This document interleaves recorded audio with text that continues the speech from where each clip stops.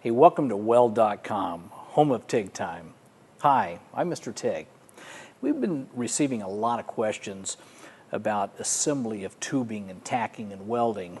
And more so, let's talk about this tubing as it pertains to building, say, some kind of an experimental aircraft. Now, we've shown you how to weld 4130 chrome moly, but what we haven't done is shown you how to assemble and tack. Now, we've used very precise fit-ups, and we use TIG tacking, and we absorb the TIG tacks, and that's what you'll see with this sample right here. But the real question that comes to me is, can I use MIG, yes, I said the word, for tacking purposes? Now, the reason for that is that when you're building any kind of a frame, if you're TIG tacking, you're holding the torch and you're holding the filler, and if it's not set in a perfect position, if it's got any gap to it, it becomes difficult to tack. Now, if you can get by, if you can manage to hold your parts together with one hand, you can take that other process and boom, put a tack on there. Is it good? Is it bad? Well, here's the reality behind it. If you can get a little bitty dinky tack that you can fully absorb with your TIG weld, then it's okay. But if you put some big goober on there and you just can't consume it, then it's not okay. So I asked one of the best guys in this shop to use the MIG tack for me, and he did. He put these tubes together. Now, one of the things that's going to happen is when I start TIG welding over it, I'm going to get some contaminants out of it. There's always contaminants. There's going to be some kind of gases that pop out, but I'm going to absorb them. And as I go over the tack, I may have to add a little extra filler material, let it clean up, let the filler material use its deoxidizers. So I'm going to put my gear on, and I'm going to just show you an example of how I go through one of these MIG tacks and what you can expect.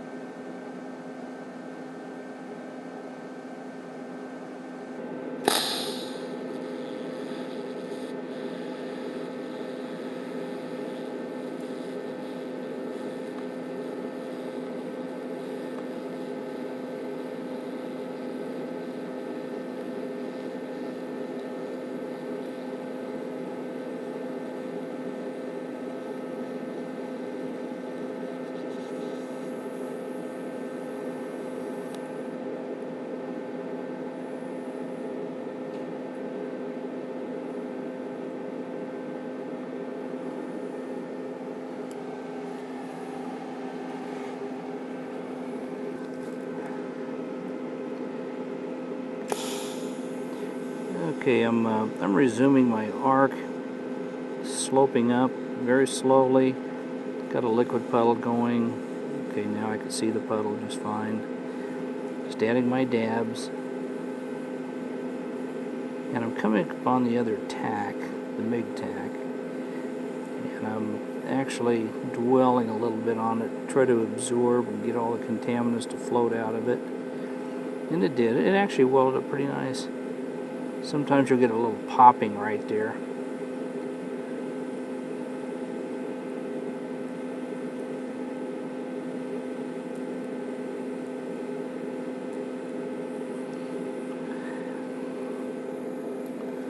Okay.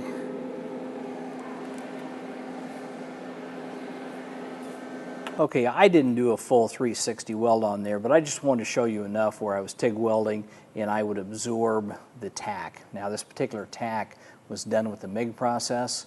You're probably asking, what filler am I using? What's the #1 selection for 4130? And I'm using an ER80S D2. It's got about 80,000 pounds per square inch tensile strength, and it's got some really neat deoxidizers in it. Got a little bit of moly in it too. So this is the #1 choice. Now the MIG unit probably has an ER70S3. Is it compatible? And the answer is yes. Now for the very little amount that we're putting on there for Tacks, absorbing a 70 KSI tack into an 80 KSI filler, it's just very minute of a problem. So don't worry about it. The ER70S3 MIG wire is going to work just fine, give you all the tensile properties. It's got the deoxidizers in it. Now what I did try to do is I tried to fully absorb the tack, and you can always tell if you did it right in the MIG tacking process, because as you're welding you're trying to notice that you have totally absorbed it and you can see it all liquid. But now that I inspect it, I have to look hard to see where that tack was. Now I know where it was, but I consumed all edges and it blended in just beautifully. So if you get the tack small enough, then it's okay. So I just want to share these technical tidbits with you, and thank you for watching TIG Time. I'm Mr. TIG.